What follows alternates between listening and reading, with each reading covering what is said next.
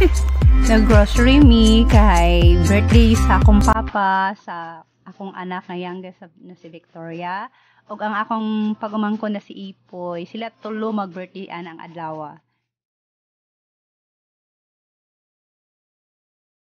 Ug ang among pinakapalanggang papa ang nag-drive karon, guys. Bibisita mi sa among mga auntie, guys, sa igsoon sa akong mama, kung kinsa ang nagbantay sa ako during atong gamay pa ko. And namiss na ko sila. Ako ning father dear, guys.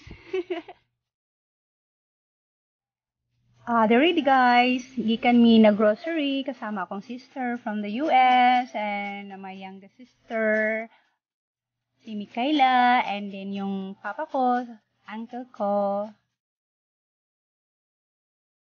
Kani siya, guys, mo ni siya ang among ginatawag na inahan sa tanan.